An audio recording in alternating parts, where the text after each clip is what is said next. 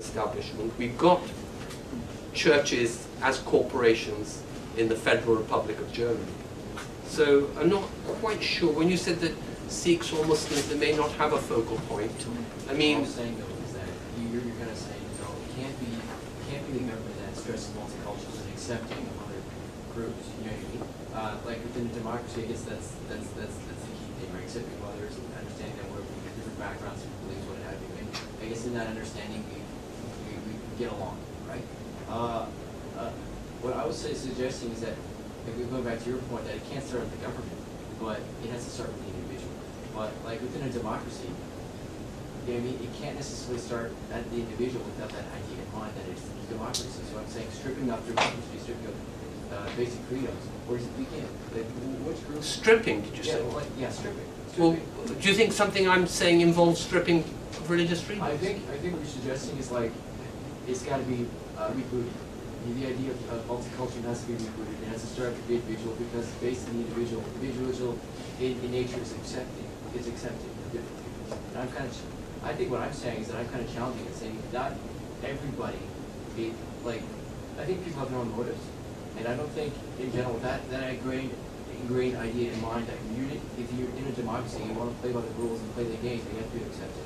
I'm saying without this society, people are not going to be not accepting. It will be conflict. Yes. You know what I mean? Okay. So, in that case, really, you're raising issues that are beyond my talk. My talk was about state-religion connections. I wasn't asking any individuals to accept anybody.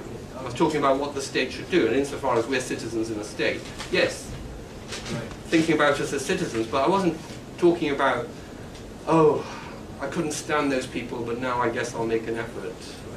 That's the basic people like that. You know what I mean? Yeah, no, I'm not saying that there isn't pertinence in what you're saying in terms of how to make society better, or including, how to multiculturalize society. All I'm saying is it's not what I was talking about. So I wasn't appealing to some goodwill. I was talking about what is acceptable in a liberal state. Some people have some arguments, and I was trying to offer alternative arguments which took objection with what is quite a dominant view in the political theory literature. But I guess, from my view too, there's got to be constant monitoring. Can we make, I'm sorry to cut you off, but I really need to open some space for other questions. I just have one question. Why should a government, this is kind of devil's advocate, other side, why should a government provide funding, taxpayers' money, to religious organizations that don't support human rights?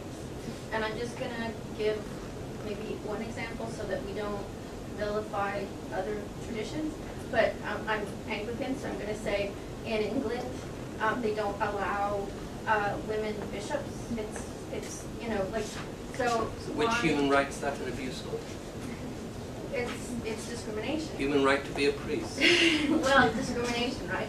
Authority. Okay, well, I guess power, authority. So if an organization doesn't provide the opportunity for everybody, and we're not even going to get into homosexuals, but women if these organizations don't allow everyone to be part of the spiritual authority or religious authority, why should the state be giving funding? Do you have a rationale for that? Yeah. Firstly, I was disappointed that the Synod didn't vote to allow women bishops just a few months ago. There was a majority, but not a large enough majority for it to pass through. By one. Just by one. Yes. Maybe a little bit more than that. Okay, all right, well, you know more than me. So, that's true. On the other hand, I'm not saying this is a great blessing, but one consequence of that kind of liberal failure is that Anglicans remain closer to other religious people in Britain. Okay, they're not so close to Methodists and Baptists and a few Protestant churches, but they're closer to Catholics, they're closer to Muslims, they're closer to Orthodox Jews. So insofar as Anglicanism has steadily been moving away from where most religious people are at. But of course, coming closer to where most people in the country are at, because perhaps not most people want to be where most religious people are at. You could say, well, this has kept Anglicanism, much to the unhappiness of most of the, of the hierarchy, of the ecclesiastical hierarchy, and of course all the women campaigners and public opinion generally, much to their disappointment. It's actually kept Anglicans a bit closer, because Anglicans are not the only people in Britain that don't have women priests. So, why should we fund such people? Well, we shouldn't fund them in general. I'm not in favour of just saying, well, you're religious, Tariq Modood thinks religious people are all right, here's the money. We fund them like schools, because they are doing something that we think is worthwhile for society. So we think, here's a good school, and we don't want a single monopoly school provider, the state, which is a good liberal argument from John Stuart Mill. He wanted a plural educational system. So it's good that you believe enough in the importance of education to want to set these schools up, and they seem to be of good standards. Parents want to send their children there, so within a certain regulatory system we'll fund you.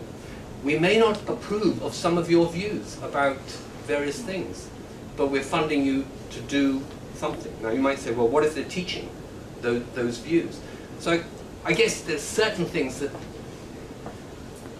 I would want to say that would be so intolerable that we couldn't take the risk of having a religious organisation, or for that matter an atheist organisation, if they held those intolerable views, running a school. But I think not having women priests wouldn't fall into that category.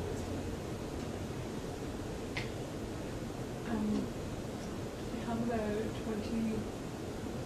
24 minutes left for such an informal conversation, or would you like another question? Well, we could pursue that question. I know you want to, over a drink. I think we have our answer. Thanks to everyone for coming, and thanks for being so faithful to the Critical Thinker series all year, and I look forward to seeing you again next year. So don't forget there's a reception, and do ask some more questions of Tariq. Don't let him leave with a breath of question answering air left at him too. So join me in thanking him.